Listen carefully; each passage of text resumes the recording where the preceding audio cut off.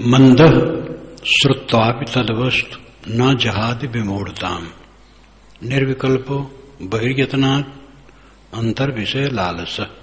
मंदः श्रुत्वापि तद्वस्तु, मंद बुद्धि का आदमी भी उस सत्य वस्तु को सुनता है,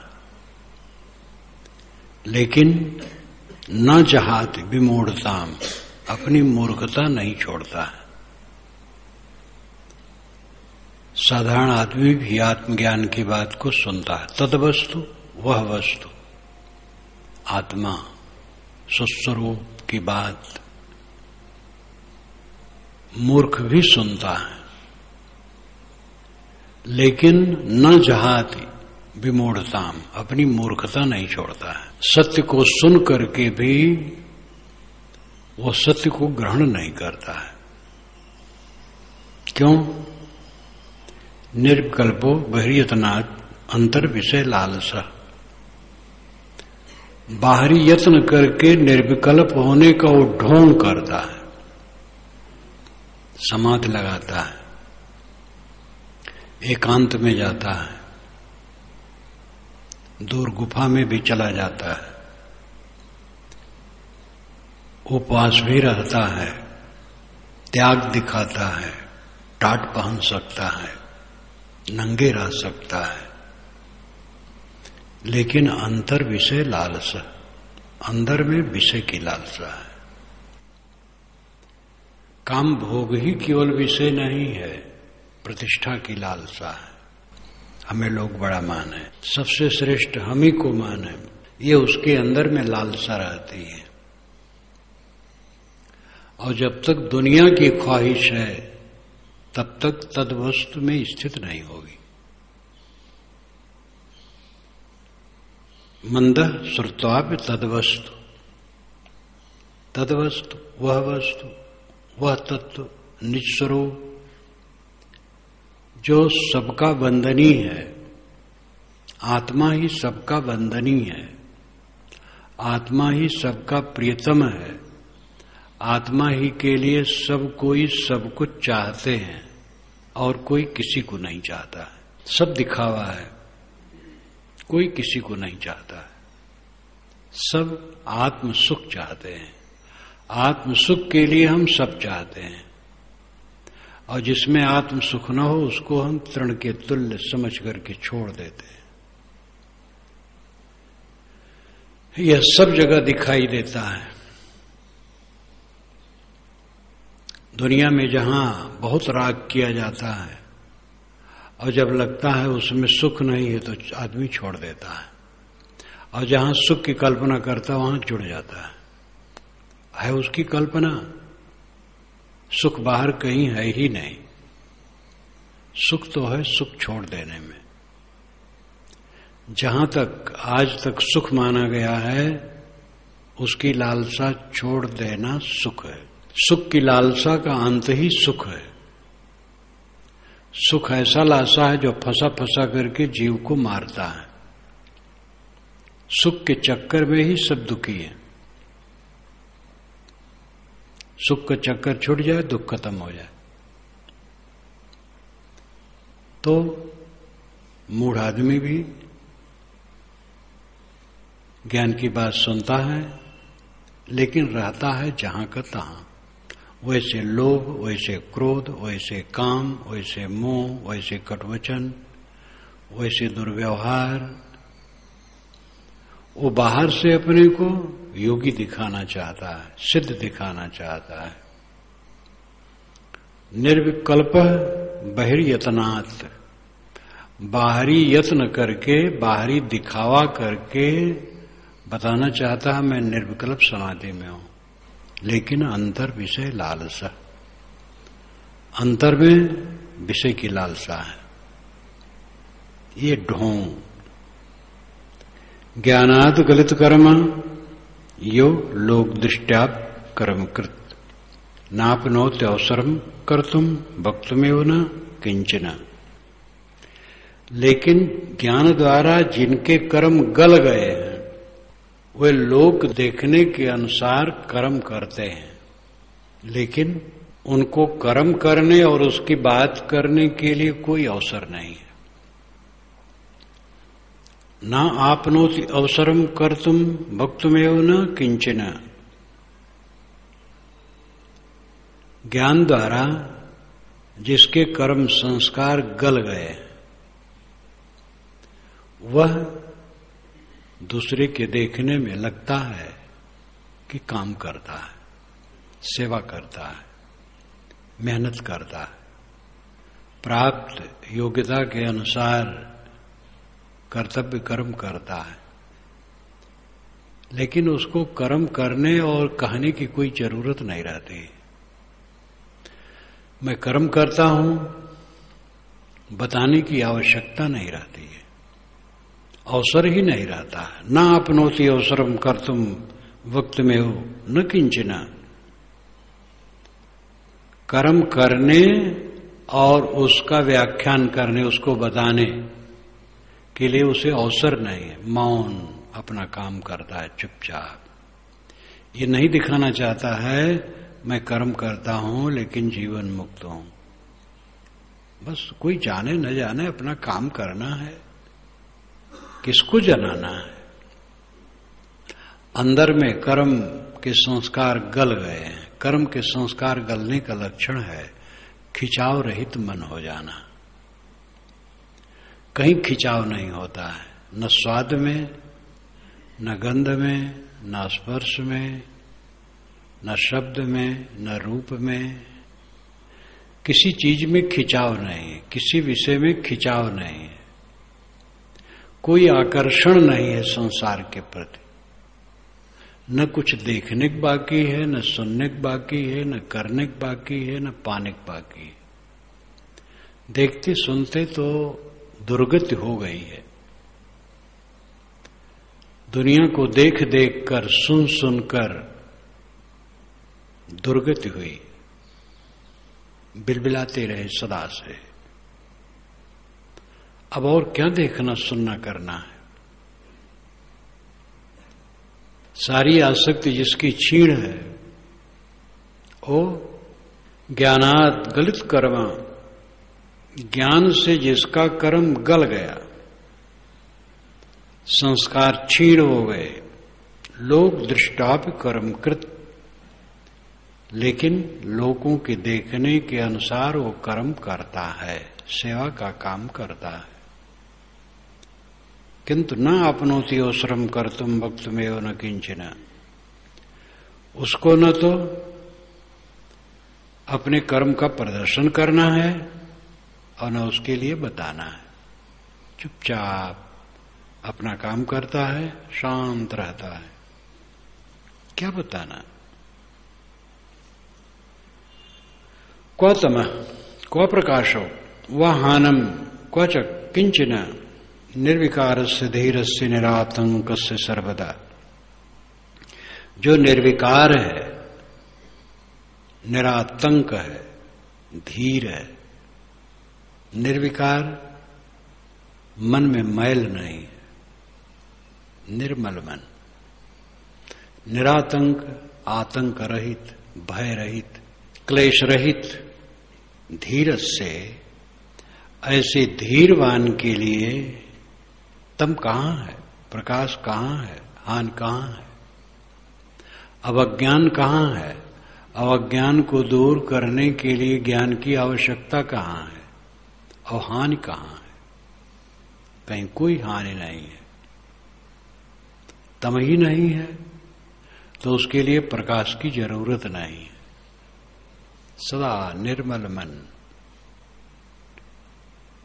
ऐसी अवस्था को प्राप्त करना चाहिए। ये मेहनत का विषय है। इसमें विद्या की जरूरत नहीं है कि विद्वान हो तब ये काम कोई कर सकेगा। बहुत प्रतिभा की जरूरत नहीं है। लेखक होना, बड़ा प्रवक्ता होना, बड़े समाज का गुरु होना, ये सब की जरूरत नहीं है। इसके लिए तो सहज बुद्धि चाहिए और लाभ निश्चय, और फिर उस पर डट पड़ना। परम लाभ का निश्चय जिसको हो गया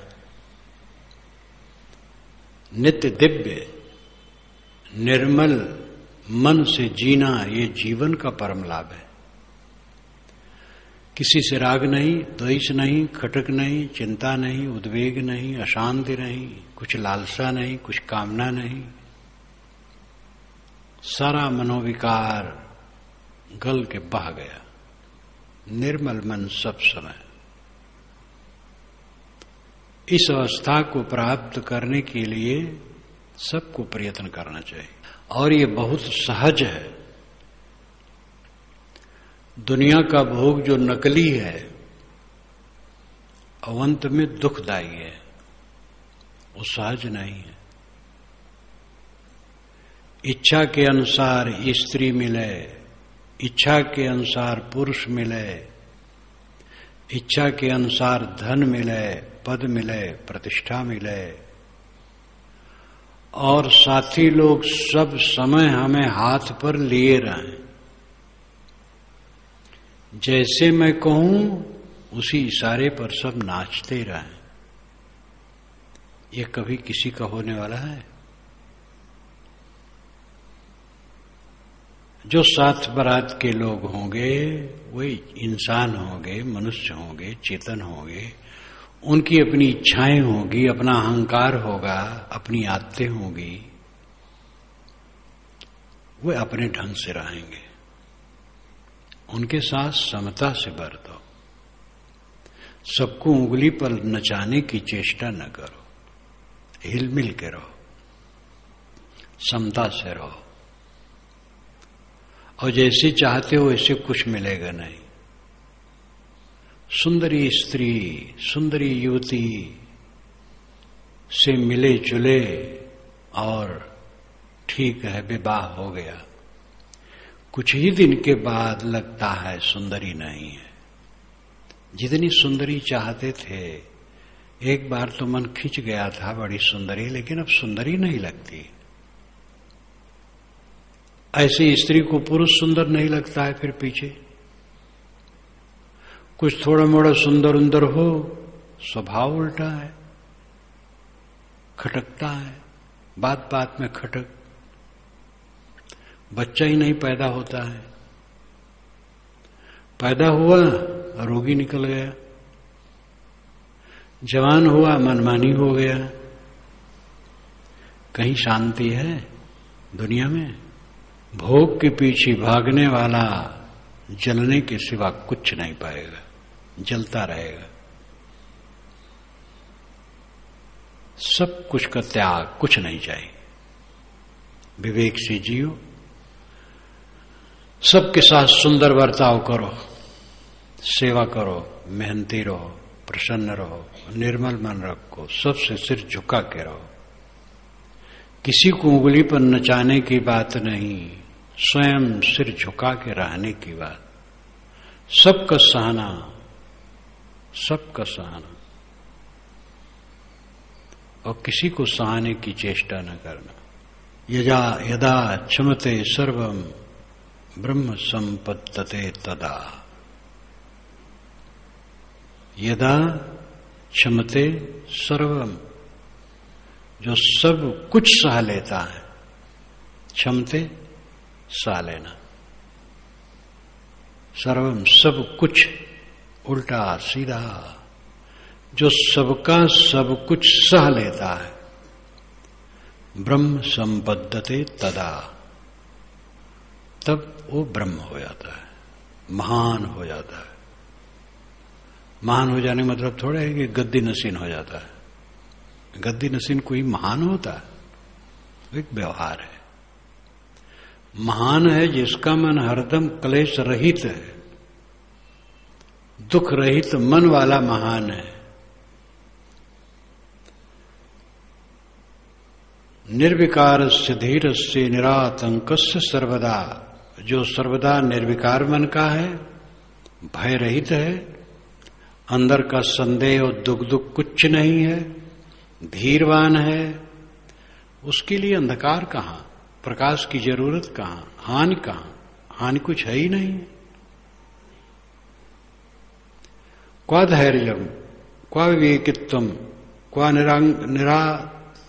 तंकताप हुआ अनिर्वाच्य स्वभावस्य निस्वभावस्य योगिना। उस ज्ञानी का स्वभाव अनिर्वाच्य होता है, उसका निर्वचन कथन नहीं हो सकता है, क्योंकि निस्वभाव से होता है, उस स्वभाव से ऊपर होता है। वो तो अपनी स्थिति में सब समय रहता है, इसलिए वो निस्वभाव होता है और अनिर्वचनीय स्वभाव होता है।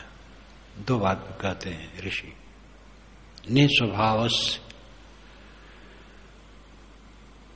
और अनिर्वचनीय स्वभाव से। निस्वभाव होता है, उसका कुछ संसारी स्वभाव नहीं होता है, इसलिए उसका निर्वचन कथन हम नहीं कर सकते हैं। उसके लिए ये प्रशंसा करना कि धैर्यवान है, विवेकवान है, भय रहित है, इसकी क्या जरूरत है? जब चंचलता है ही नहीं, अविवेक है ही नहीं, भय है ही नहीं, तो उसके विपरीत सद्गुणों का बखान करने को वहां क्या गुंजाइश है? सद्गुण उसका जीवन बन जाता है। बच्चे जब बकाई बकाई चलते हैं घुटने के बल और थोड़ा थोड़ा उठ के चलने लगते हैं, माता उंगली पकड़ा करके चलाती है, तो माता कहती वाह बच्चा, हमारा बच्चा चल रहा है। वो भी खूब खुश होता है, मैं चल रहा हूं। 2-4 कदम चला, फिर गिर पड़ा, और 2-4 कदम चलता है, वो अहंकार भर जाता, वाह मैं चल रहा हूं। लेकिन हम लोग चलते हैं, कुछ नहीं लगता है, चलते हैं, स्वभाव हो गया चलना। जब अविवेक है ही नहीं, अधैर्य है ही नहीं, तो धैर्य और विवेक का महत्व नहीं रह गया, वो तो स्थित हो गई, वो दशा आ गई। धनी का अर्थ है धन का घमंड समाप्त हो जाना, विद्वान का अर्थ है विद्या का घमंड समाप्त हो जाना, वैरागवान का अर्थ है वैराग का घमंड समाप्त हो जाना। सद्गुण का कोई घमंड नहीं है, दुर्गुण है ही नहीं, और सद्गुण जीवन का स्वरूप बन गया। अब उसके लिए अलग से घमंड करने की कोई गुंजाइश नहीं। नकलीपन में घमंड होता है, थोड़ा धन पा गए तो इतराते हैं। असली धनी का अर्थ है इतराना खत्म। बहुत धनी आदमी जब उसकी समझदारी हो जाती और धन की पोल पट्टी देख लेता है, तो धन से उग्लान करता है, अहंकार नहीं होता है। धन तो उपद्रव का घर है, जितना धन बढ़ेगा उपद्रव बढ़ेगा। फिर वो विनम्र हो करके उसके द्वारा जो संभव हो उस सेवा करता है, घमंड नहीं करता है। जितना घमंड होता है औपाधिक वस्तुओं का, औपाधिक वस्तुओं का यानी संबंधित वस्तुओं का। आत्मा का घमंड होने कोई गुंजाइश नहीं। आत्मअस्तित्व, आत्मा तो आत्मअस्तित्व मात्र है, उसमें कोई विशेषण नहीं है, निर्विशेष है। निर्विशेष का अहंकार नहीं होता है, सविशेष का होता है। मिट्टी पड़ी है, कोई बात नहीं, लेकिन मिट्टी का एक घड़ा बना दिया जाए, अब वो घड़ा से हमारा जुड़ाव हो गया। मिट्टी पड़ी थी, कुछ नहीं।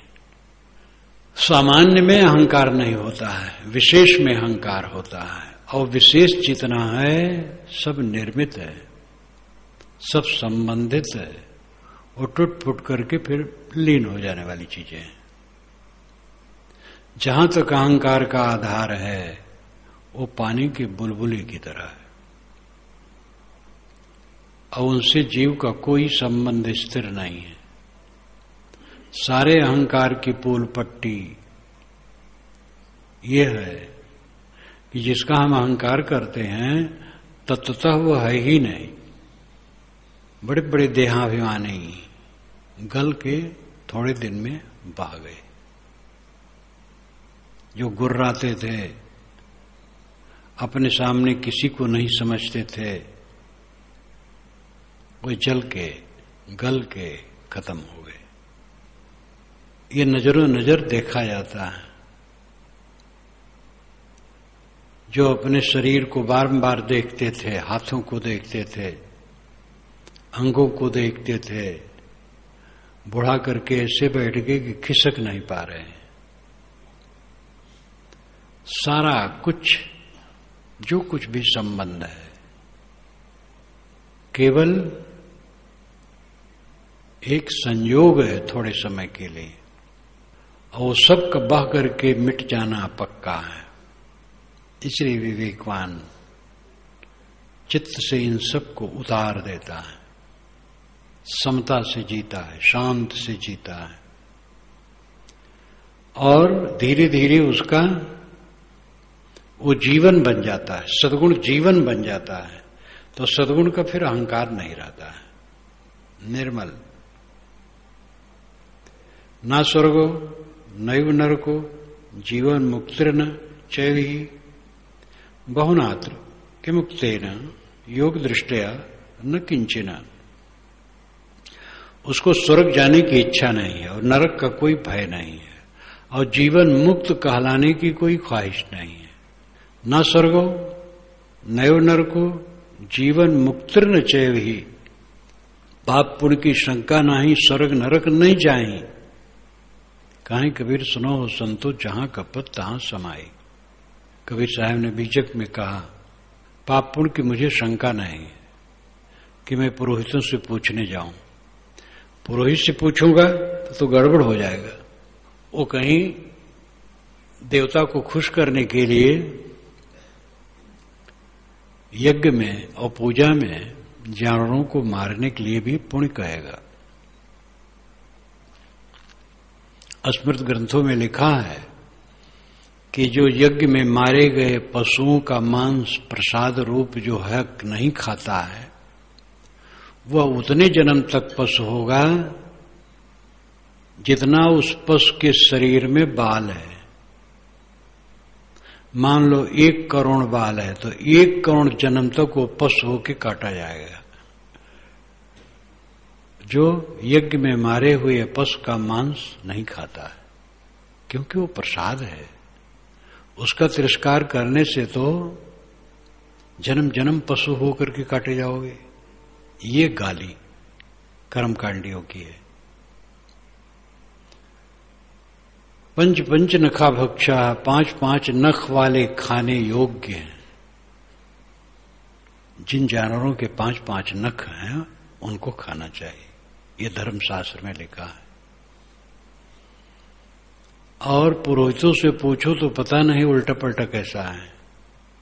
तो साहब कहते पाप पुण्य की शंका नहीं, मुझे पाप पुण्य की शंका नहीं कि पुरोहितों से पूछने जाऊं। पाप पुण्य की परिभाषा तो सरल है, अपने मन इंद्रियों को चंचल करना और दूसरों को तकलीफ देना, ये पाप है। अपने मन इंद्रियों को संयत रखना और किसी को तकलीफ न देना, जो बन सके सुविधा देना, ये पुण्य है। पाप पुण्य की शंका नहीं। स्वर्ग नरक नहीं जाए, स्वर्ग नरक जाने की हमें जरूरत नहीं है। नरक खत्म हो गया है और स्वर्ग कहीं बाहर नहीं है। अपने में शांत रहना ही परम स्वर्ग है। तो कहां स्वर्ग नरक जाना है। ऋषि भी कहते हैं न स्वर्गो नैव नरको जीवन मुक्तिर्न चैवि। उसके लिए स्वर्ग नहीं है, नरक नहीं है और उसे जीवन मुक्त कहलाने की कोई ख्वाहिश नहीं है। बहुनात्र के मुक्तेना योग दृष्टया न किंचिना। बहुना अत्र किम उक्तेना। यहां बहुत क्या कहा जाए इसके विषय में।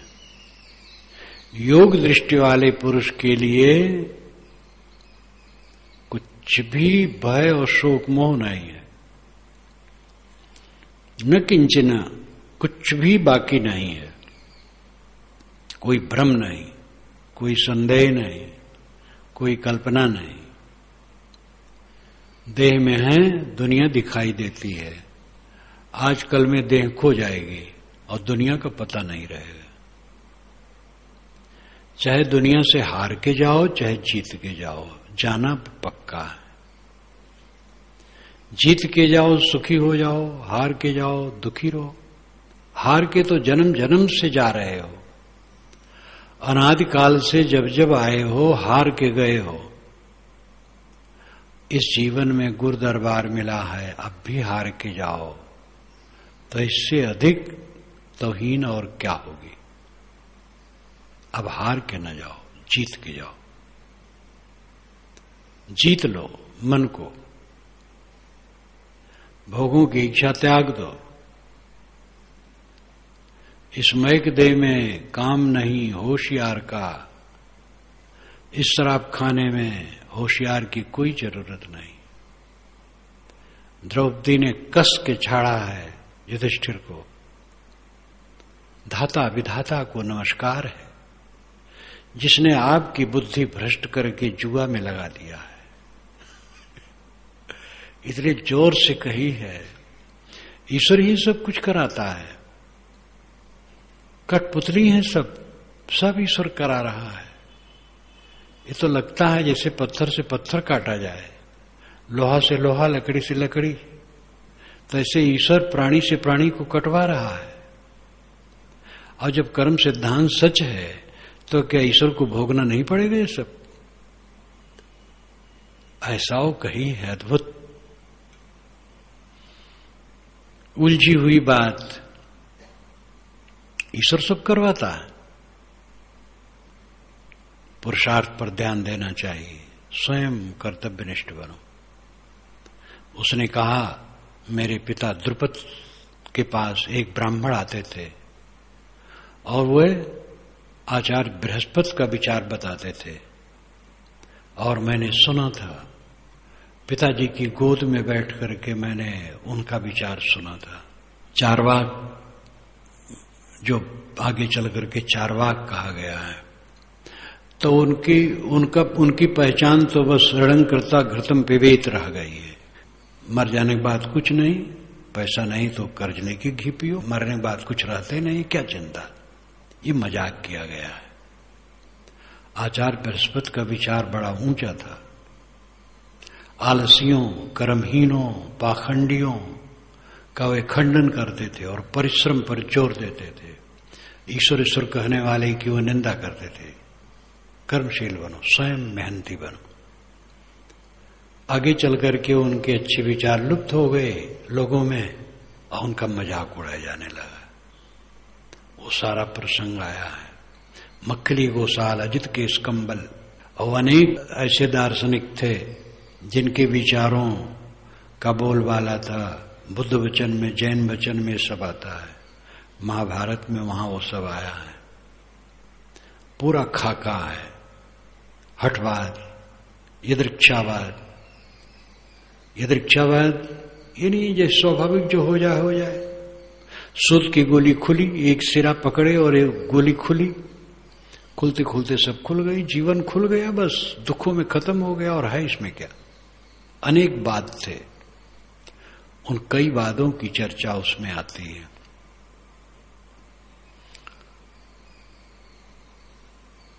वस्तुतः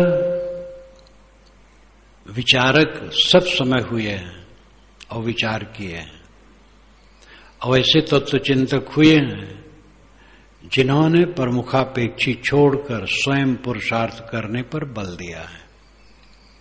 कोई ईश्वर तुम्हारा कल्याण नहीं कर सकता, कोई देवता कल्याण नहीं कर सकता। आलसी बने बैठे न रहो, स्वयं ताल ठोक के खड़े हो जाओ। अपना उद्धार तुम खुद करो। तुम ही अपना उद्धार कर सकते हो, कोई दूसरा नहीं कर सकता है। परिश्रमी बनो, साधना परायण बनो, त्याग परायण बनो। ज्ञान का फल ही है त्याग। क्रोध का त्याग, काम का त्याग, लोभ का त्याग, मोह का त्याग, अहंकार का त्याग, मान, मत्सर, ईर्ष्या, द्वेष का त्याग, सारे विकारों का त्याग। बिना विकारों के त्याग के किसी का कल्याण होने वाला नहीं है। इसलिए पुरुषार्थ पर जोर दो, अपने जीवन को स्वयं ऊपर उठाओ। न स्वर्गो नयो नरको जीवन मुक्तिर न चैवहि बहुनादृक्य मुक्तेन योग दृष्टया न किंचन। जो योग दृष्टि में स्थित है, जो आत्मा में निरंतर विश्राम पा गया है, उसके लिए विशेष क्या कहा जाए। न उसे स्वर्ग जाना है, न नरक जाना है, न जीवन मुक्त कहलाना है। कृतार्थ है, कृतकृत्य है, वहां सब कुछ समाप्त है। सारा प्रपंच, सारा द्वंद निर्द्वंद स्थित है। इस द्वंदात्मक संसार में रह करके जो निर्द्वंद रहे वही ज्ञानी है। संसार द्वंदात्मक है, द्वंद न होता संसार होता ही नहीं। द्वंद का मतलब ही है दो का संघर्ष। जड़ चेतन एक तत्व अन्य तत्वों से और प्राणी प्राणी से, सब जगह द्वंद है, द्वंदात्मक जगत है। मार्क्स ने भौतिक द्वंद्ववाद सिद्धांत ही रखा है। ऐसे द्वंदात्मक जगत में रह करके जो निर्द्वंद रहे वही सुखी होगा। जगत को मना करके निर्द्वंद होना चाहो तो भूल है, सह करके निर्द्वंद हुआ जाता है। सब कुछ सह लो, बस निर्द्वंद। समझा करके निर्द्वंद होना चाहो, अपने लड़के को समझा लो तो निर्द्वंद होना चाहो, ये संभव नहीं। अपने को समझा लो, बच्चे को भी समझाओ, ठीक है, लेकिन फिर जैसा है वैसा है, अपना सह लो। सबकी सह लो, सब तरफ से सह लो, बस निर्द्वंद हो जाओ। इस द्वंदात्मक जगत में रह करके जो निर्द्वंद स्थित अपना लेता है वही मुक्त है। नैवं प्रार्थयते लाभम ना लाभे ना शोचति। नैवं प्रार्थयते लाभम ना लाभे नानुशोचति। धीरस्य शीतलम चित्तम अमृतेनैव पूरितम। धीरवान पुरुष लाभ की इच्छा नहीं करता है, उसकी प्रार्थना नहीं करता। प्रार्थयते मतलब है उसकी इच्छा नहीं करता है, और हानि हो जाने पर न अनुशोचति, न अनुशोचति, बारंबार सोचना, अनुशोचति, अनुनाम पीछे, इसका अर्थ हुआ बारंबार।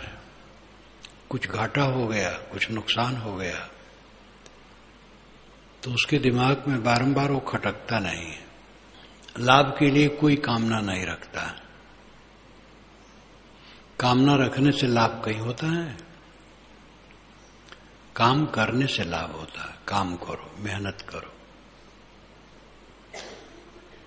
अपनी श्रेणी में अपना कर्तव्य पालन करो, लाभ अपने आप होगा। लाभ सोचने से लाभ नहीं होता है। एक भावुकता होती है, इतना मिल जाए, उतना मिल जाए, और उसी में सब पीड़ित रहते हैं। एक दूसरे प्रदेश का एक युवक कल फोन किया, मैं बहुत बेचैन हूं, ये परीक्षा दिया था, बहुत आशा थी लेकिन सफल नहीं हुआ। मैंने कहा भोजन, वस्त्र, आवास तो है ना? तो हंसने लगा। सब है। हम कहे क्यों दुखी हो? अब वो तमाम भावना से ग्रस्त जीव, तमाम इच्छाओं से डूबा, इच्छाओं में डूबा, तो उसको पीड़ा होगी ही। कर्तव्य करे बस, जो अपना उद्देश्य है उसके लिए मेहनत करे, और लाभ होगा, आज नहीं तो कल होगा। करे ही ना तो कैसे होगा? द्रौपदी ने युधिष्ठिर से कहा कि आप बैठे हैं हाथ पर हाथ धरे, करना चाहिए। दुश्मन सिर पर हैं। किसान भी जमीन चीर करके बीज डाल देता है और संतोष करके बैठा रहता है। अगर वर्षा का अनुग्रह हुआ तो फसल होती है, नहीं हुआ तो नहीं होती है। लेकिन किसान को संतोष होता है कि मैंने जो करना चाहिए किया, अगर वो बोए ही ना तो कहां से होगा।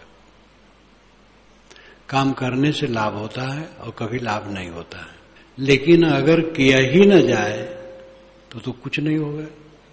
इसलिए करना चाहिए। युधिष्ठिर ने कहा 13 वर्ष की शर्त है, उसके बीच में कुछ करना अच्छा नहीं। युधिष्ठिर में धीरज है, संयम है, मधुर भाषण है, संभालते हैं। उनकी परम दुर्बुद्धि है जुआ खेलना। युधिष्ठिर की दुर्बुद्धि जुआ संबंधी और दुर्योधन की ईर्ष्या, ये दोनों ने सारा दुख पैदा किया। तो द्रौपदी कहती है कि किसान बीज ही न डाले फसल कैसे होगी। बीज डाला, पानी नहीं बरसा, नहीं होगा। लेकिन डालना तो चाहिए। अपनी श्रेणी का कर्तव्य करो और कोई कामना न रखो। कामना करने से कुछ नहीं होता है, वो अपने आप होगा। सुखी रहने का तरीका है कामनाओं को जीत के रखना, अहंकार को जीत के रखना। जो अहंकार कामना ग्रस्त होता है वो सदैव पीड़ित होता है। जिसने अहंकार छोड़ दिया, कामनाएं छोड़ दी, वो शीतल हो जाता है और काम उसका सब होता है। भावुक होने से कहीं कल्याण होता है। नैवं प्रार्थ्यते लाभम, धीरवान पुरुष, धीरवान जिनमें धैर्य है, सह लेना, सब सह लेना, सब सह लेना। यदा क्षमते सर्वम ब्रह्म संपद्यते तदा, जो सब सह लेता वो ब्रह्म हो जाता है। ब्रह्म नहीं, महान हो जाता। महान का मतलब शांत। महान कौन है? जो उद्वेग शून्य, वह लाभ के लिए कोई कामना नहीं रखता है। न अलाभेन अनुशोचति, लाभ न होने पर न अनुशोचति, बार बार सोचता नहीं है। उसके दिमाग में कुछ टकराहट, कुछ खटक नहीं रहती है, क्योंकि पहले ही वो भावुक नहीं है। धीरस्य शीतलम चित्तम अमृतेनैव पूरितम, धीरवान का चित्त शीतल होता है और शांत रूपी अमृत से ही पूरितम, पूर्ण होता है। चित्तम अमृतेन एव पूरितम, उसका चित्त शांत रूपी अमृत से ही भरा रहता है। धीरस्य शीतलम चित्तम अमृतेनैव पूरितम, धीरवान लाभ के लिए भावुक नहीं होता है, हानि होने पर चिंता नहीं करता है, उसका चित्त शीतल होता है और शांत रूपी अमृत से पूरा होता है, भरा होता है। ये सब दुर्लभ चीज नहीं है, यही सुलभ है, बाकी दुर्लभ है। जवान बने नहीं रह सकते हो। जो यहां जवान बैठे हैं थोड़े दिन में बुढ़ाएंगे। कई जवान दर्पण में देख लें, उनके बाल भी शुरू हो गए होंगे उजला होना, थोड़े दिन में ढील ढाल हो जाएगा। जिन बातों को लेकर के भावुक होते हो, उन बातों का मूल्य 4 दिन के बाद कुछ नहीं रह जाएगा। काशी में जब मैं प्रकाशन में रहता था, प्रेस मालिक और किराएदार से खूब द्वंद्व युद्ध था।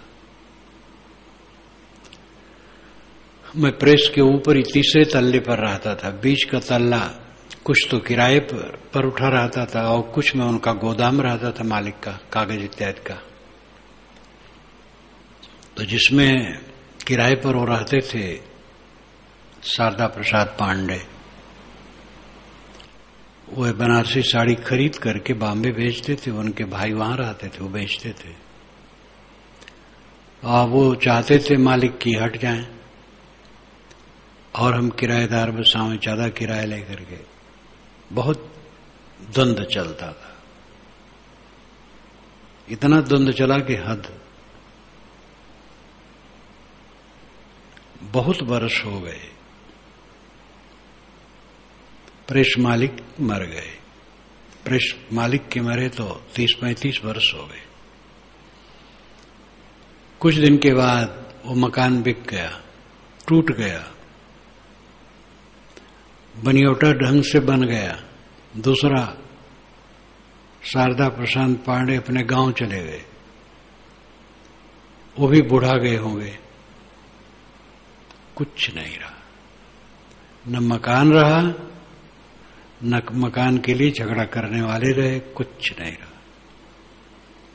और बहुत दिन हो गया मकान मालिक के मरे तो शायद 75 में मरे।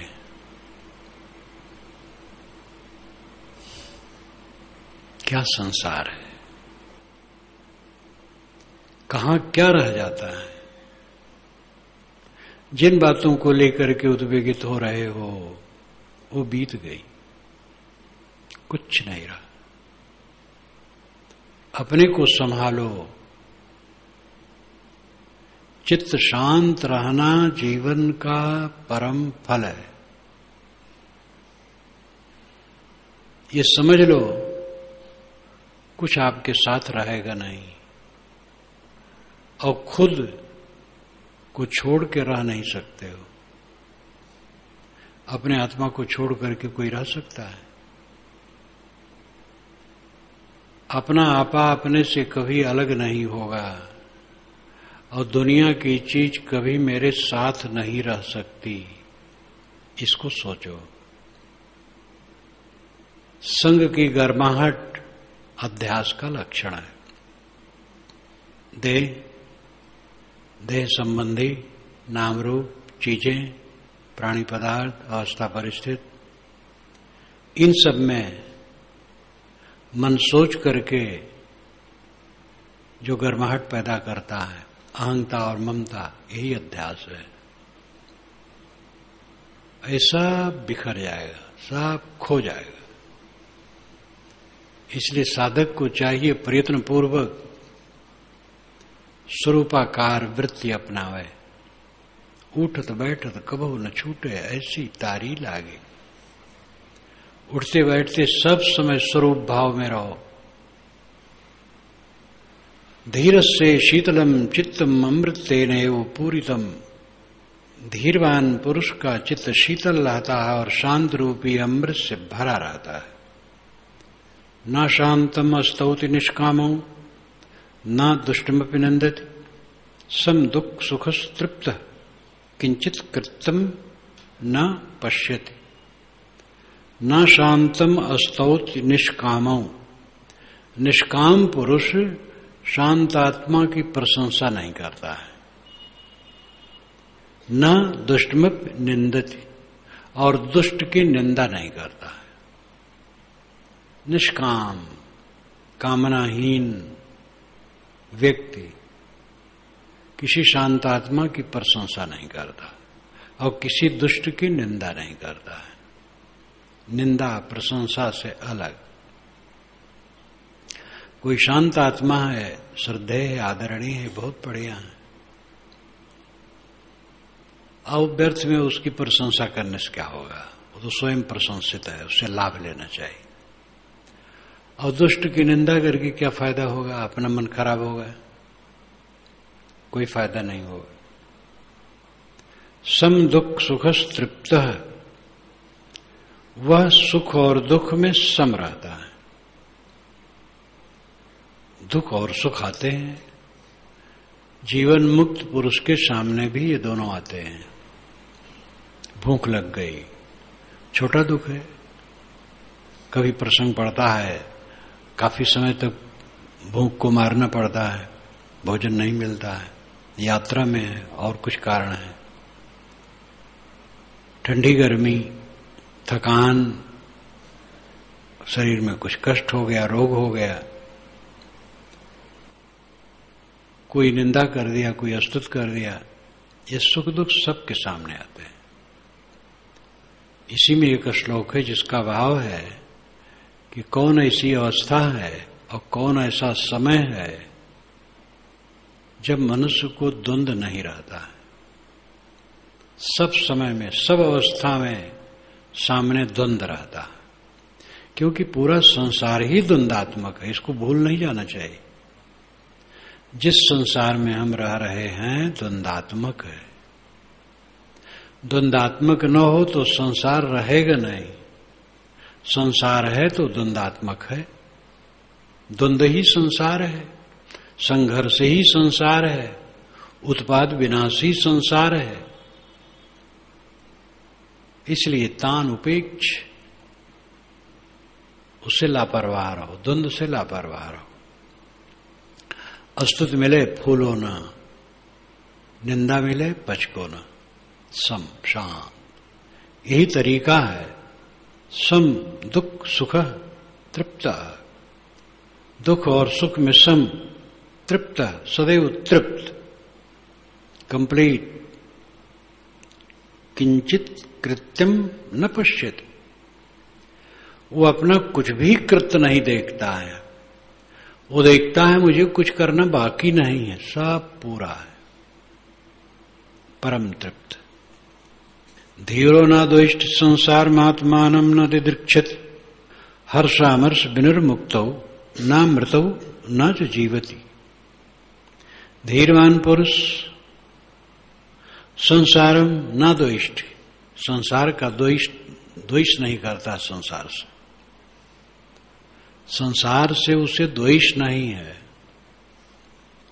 और आत्मानम न दिद्रक्षति, आत्मा को देखने की इच्छा नहीं करता है। एक संसार है, एक आत्मा है, आत्मा से द्वेष नहीं है, संसार से द्वेष नहीं है, और आत्मा को देखने की इच्छा नहीं। संसार से द्वेष न रहे तो आत्मा को देखने की इच्छा करनी चाहिए। याज्ञवल्क्य कहते हैं कि आत्मा ही देखने योग्य है, आत्मा को देखो। उनका कहना अपनी जगह पर ठीक है और ये अपनी जगह पर ठीक है। कभी कभी मैं कहता हूं कि सारे कथन सापेक्ष होते हैं। सापेक्ष का मतलब एक तरह।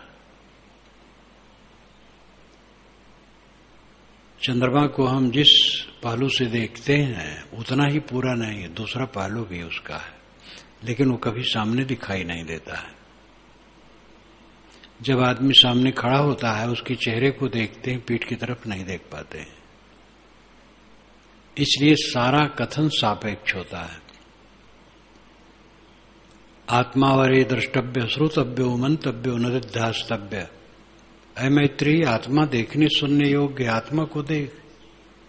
तो ये उपदेश अच्छा है, क्योंकि मैत्री अभी प्रवेश कर रही है, तो प्रवेश प्राप्त साधक को आत्मा ही को देखना चाहिए।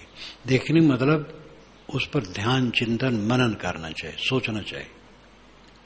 लेकिन जिस स्थिति में यहां बात कही गई है समझ लिया है, अब आत्मा को देखने की इच्छा नहीं, क्योंकि आत्मा अदृश्य है। अब आत्मा स्वयं ही है, मैं ही हूं।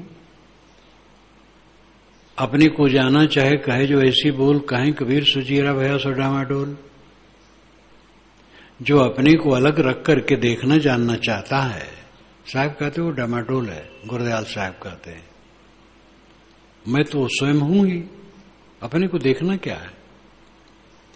तो न धीरो द्वेष्ट संसारम, धीरवान पुरुष संसार में किसी से द्वेष नहीं करता है, किसी से भी नहीं।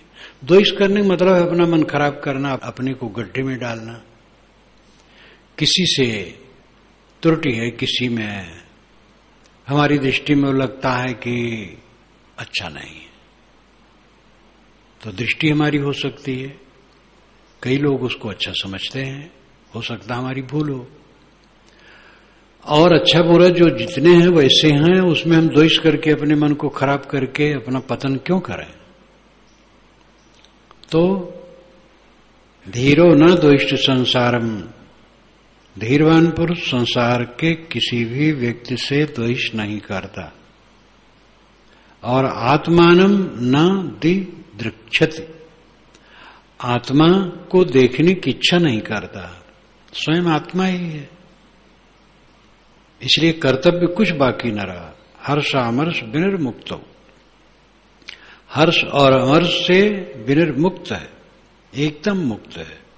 न मृतो न च जीवति, वो न मरा है न जीता है, मरा नहीं है, देह में है, दुनिया को जानता है और जीवित भी नहीं है, क्योंकि उसके मन में अब कोई संस्कार संसार का नहीं है, संसार की कोई हलचल नहीं, संसार का कोई द्वंद्व नहीं है, इसलिए वो जीता भी नहीं और मरा भी नहीं है, दोनों के बीच में न जीता है न मरा है, निर्द्वंद है।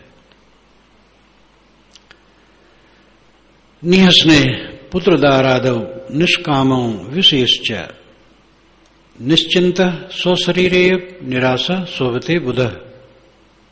बुध जागृत, बुध कहते हैं जागृत को, संतो जागृत नींद न कीजिए। जागने का मतलब है मोह भंग, निर्मोह को जागने वाला कहा जाता है। यही जग जामिन जागे जोगी, परमार्थी प्रपंच वियोगी, जानी तबहि जीव जग जागा, जब सब विषय विलास विरागा। योगी इस जगत रूपी यामिनी में रात में जागते हैं, वे प्रपंच वियोगी होते हैं, परमार्थी होते हैं। और जागने का लक्षण ये समझना कि सारे विषय प्रपंच से विरक्त हो गया। जाग रहा है, विषयों में अनुरक्त है, जाग रहा है और हल्ला कर रहा है, झगड़ा कर रहा है, राग द्वेष कर रहा है, कलह कर रहा है, तो कहां जाग रहा है? बतकही थोड़े जागना है। ज्ञान की बतकही कर लिया, लंबा लंबा भाषण कर लिया, तो इससे वो जागने का अर्थ नहीं होता है। जागता वह है जिसका कलह समाप्त हो गया, जिसका बकबक समाप्त हो गया, विश्राम पा गया, शीतल हो गया, विद्वेष रहित, कलह रहित, प्रतिक्रिया रहित, प्रशांत, वो जगह है बुध। ज्ञानवान जागृत पुरुष कैसे होता है? निहस्नेह पुत्रदार आदौ, पुत्रदार आदि से निहस्नेह होता है। पुत्र पत्नी आदि, आदि में सब हो गया, बाल बच्चे, माता पिता, गुरु शिष्य, घर द्वार, मठ आश्रम, जहां तक दृश्यमान जगत है, सब के मोह से रहित। निष्कामो विशेष्च, और समस्त विषयों से निष्काम, कोई विषय की इच्छा नहीं। जीवन गुजर की चीजों का उपयोग सहज होता रहता है, उसमें भी कुछ इच्छा नहीं, खाने की इच्छा नहीं, पीने की इच्छा नहीं, पहनने की इच्छा नहीं, देखने सुनने की इच्छा नहीं, लेकिन सहज खाना पीना, देखना सुनना, पहनना, काम करना होता है। निश्चिंत स्वशरीरे, अपने माने गए शरीर से भी निश्चिंत रहता है। ये नहीं सोचता इसका गुजर कैसे होगा, गुजर हो रहा है, होता रहेगा, हो करके खत्म हो जाएगा, चिंता करने से कोई मतलब नहीं। जो महात्मा खूब पैसा बांधे रहते हैं और अपने नाम से जमा रखते हैं बैंक में, उनका पैसा वहीं रह जाता और मर के चले जाते हैं, कोई काम नहीं आता। वो सोचे रहते हैं रोग लग जाए, कुछ हो जाए तो अंत में क्या करेंगे, इसे खूब जमा रखते हैं। कितने लोग तो बैंक की किताब अपने छाती पर बांधे घूमा करते हैं और लाश के साथ तब उनकी किताब मिलती है। कोई मतलब नहीं।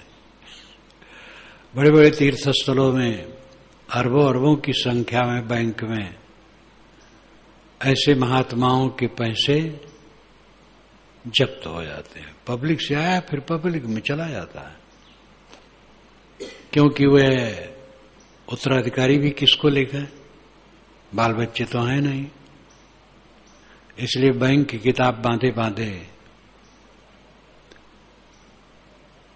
बस मर जाते हैं।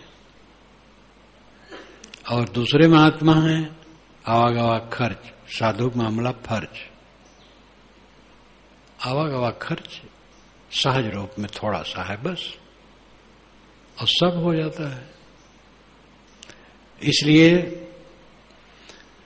निश्चिंत स्वशरीर, अपने शरीर के लिए भी निश्चिंत रहता है, और फिर रहे कि जाए इसकी चिंता नहीं।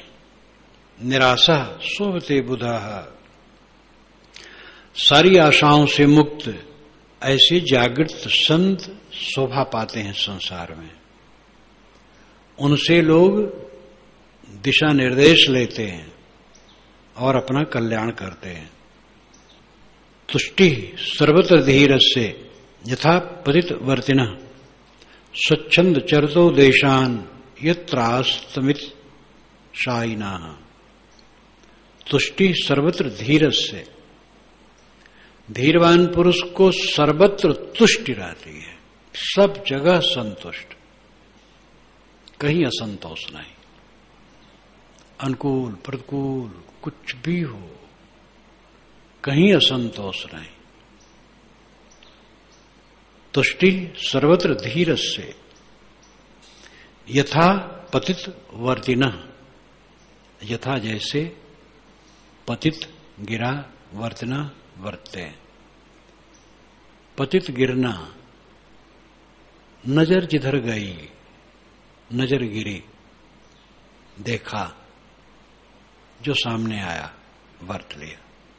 बस भिन्न भिन्न भाषा की अपनी प्रकृति होती है, और ऐसे शाब्दिक अर्थ दूसरी भाषा में करे तो महाभद्दा हो जाएगा।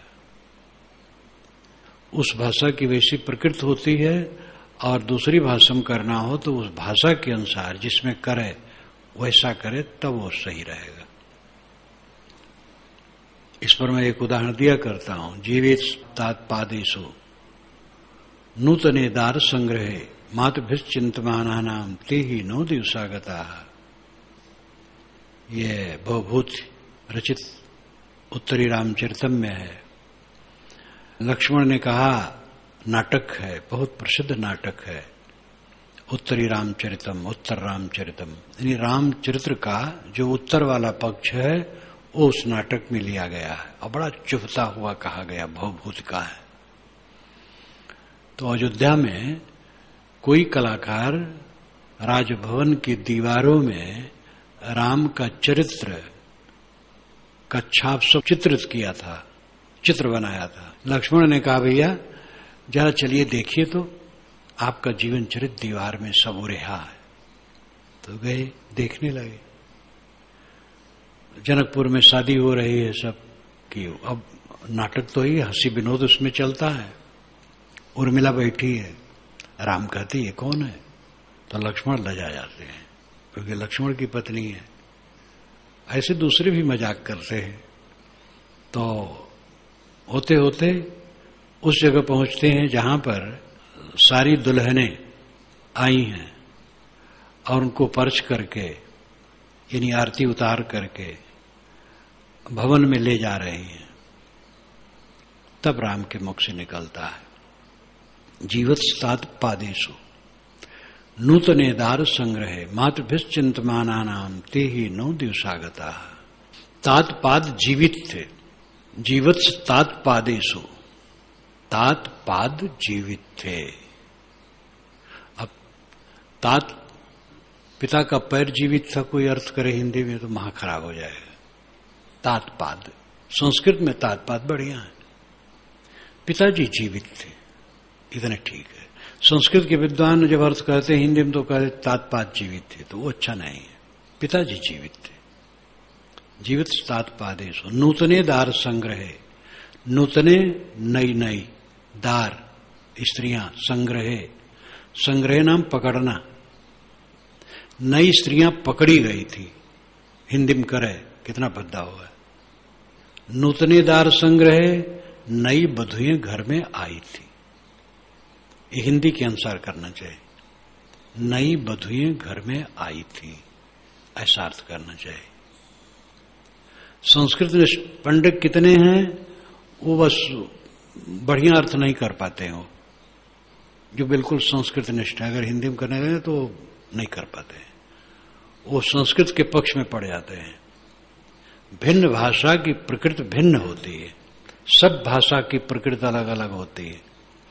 नूतने दार संग्रहे का शाब्दिक अर्थ होगा नई स्त्रियां पकड़ी गई थी, अथवा नई स्त्रियां इकट्ठी की गई थी। संग्रह नाम इकट्ठा करना, संग्रह नाम पकड़ना और संग्रह नाम इकट्ठा करना। संग्रह का प्रथम अर्थ है ग्रह पकड़ना, संग्रह अच्छी तरह से पकड़ना। अब और अच्छी तरह से कहे तो और भद्दा हो जाएगा। नई स्त्रियां अच्छी तरह से पकड़ी गई थी लेकिन करना चाहिए न बधुएं घर में आई थी। मातभ्य चिंतमाना नाम, माताएं चिंता में थीं कि हमारे बच्चे सुख से कैसे रहें। ते ही नो दिवसागता, नो नो नाम नहीं है, नो न हो जाएगा, न हमारी। ते ही नो दिवसागता, वो हमारे दिन नहीं रह गए। भिन्न भाषा की प्रकृति अलग अलग है।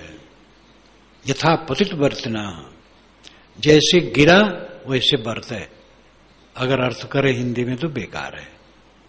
अर्थ है जब जैसे संजोग आया वैसे बरत लिया, अहंकार नहीं किया मैं बड़ा आदमी हूं।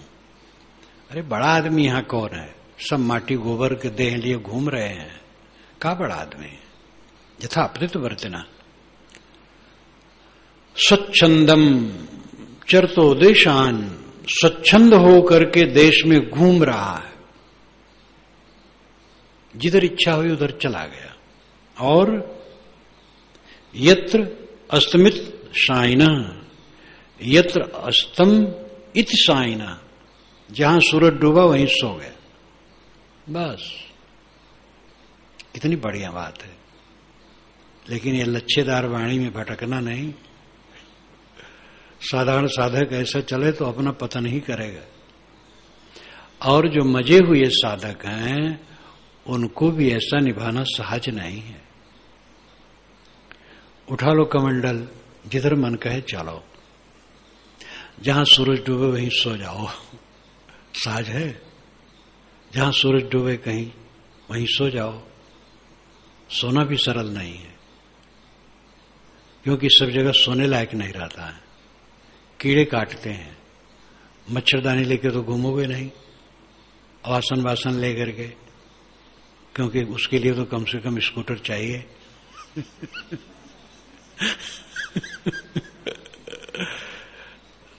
और कहीं किसी के घर पर जाओ, वो कह सकता है महाराज यहां जगह नहीं है। कोई डांट के कह सकता है, भूख लगेगी, कोई आदर करेगा, महाराज बड़ा सौभाग्य है आप आ गए। बिरला कोई है। कोई उदासीन होगा, महाराज यहां जगह नहीं है, मैं कुछ दे नहीं पाऊंगा, कोई गाली भी देगा। ये सहज नहीं है कि यस तम इति शाइना, यत्र अस्तमित शाइना, यत्र जहां पर अस्तम सूरज डूबा, इत शाइना वहां सो गया, सहज नहीं है। कोई कोई वाणी जो उत्तेजक है, उस भावना में पढ़ करके कितने लोग भटक जाते हैं। एक महात्मा ने कहा, साहब मेरा मन होता है अमुक बाग में एक घेरा बना करके वहां शांत होके रहूं, हमके बहुत बढ़िया है। कौन घेरा बनाओगे? लकड़ी उकड़ी घेर लोगे और कुछ दिन में उबियाओगे, भागोगे। इसलिए विवेक पूर्वक काम करने की जरूरत है। ऐसी वाणियों से प्रेरणा लेनी चाहिए निश्चिंतता का। और विवेक से काम करना चाहिए। तुष्टि सर्वत्र धीरस्य यथा पतित वर्तना। सभी स्थितियों में विवेकवान को संतोष रहता है और जिधर नजर उठी चल दिया, स्वच्छंद घूम रहा है और जहां सूरज डूबा वहां सो गया। तो निश्चिंतता का इसमें प्रेरणा लेनी चाहिए, लेकिन बिल्कुल ऐसे करके निभना सहज नहीं है।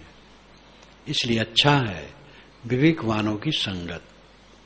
सहना बिना सहे छुट्टी न पाओगे, कहीं भी चलो खूब सहना पड़ेगा। उत्तर प्रदेश में तो बहुत दिनों से संत जगह जगह कुटी बना के रहते हैं, अभ्यास है। इसलिए ऐसी जगह है कि जहां मुसलमान का गांव है, मुसलमान भी आकर के कहते हैं कि महाराज आपके खाने क्या प्रबंध किया जाए। मैं एक जगह बाग में बैठा था तो 2 मुस्लिम युवक आए कि महाराज आप यहां कब से बैठे हैं, हम आटा ले आवें और आलू ले आवें और कंडा ले आवें। वो जानते थे हमारा बर्तन नहीं लेंगे। महाराज लिट्टी और आलू का चोखा बना लीजिए। मैंने कहा यहां बैठा हूं, भोजन मेरा बन रहा है गांव में, वहीं चला जाऊंगा। ऐसे प्रदेश हैं जहां बाहर बैठो तो पीटे जाओ। छत्तीसगढ़ में जो अपने भक्त हैं, कबीर पंथियों ने जो प्रभाव डाला है, वो तो सब सेवक हैं, और जहां वो सब नहीं है बहुत मुश्किल है। कई जगह मुझे मारने के लिए लोग तैयारी किए, जब पता पाए तब रुक गए। और केवल मैं गया था, बैठा था बाहर। एक बार तो दर्रा के, जो ये प्रसिद्ध कमल सिंह का दर्रा है, उसके पूरब बैठा था मेड़ पर। तो दूसरे गांव वाले वो वापस में सोचे मारने लिए कि कोई बदमाश बैठा है। तब दूसरे बताए नहीं, वो दर्रा के जो भगत लोग हैं उनके संत हैं आए हैं। गुजरात में तो हमारे एक संत पीटे ही गए थे करखड़ी के पास में।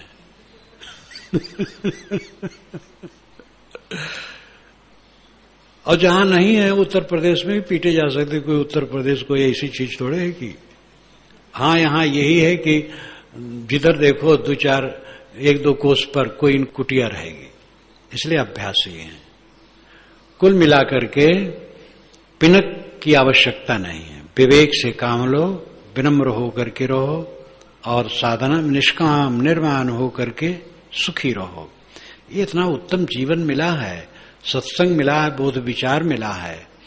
तो अब कलह कल्पना, हासा जोशी, अहंकार, घमंड, ये सब में क्यों रहो।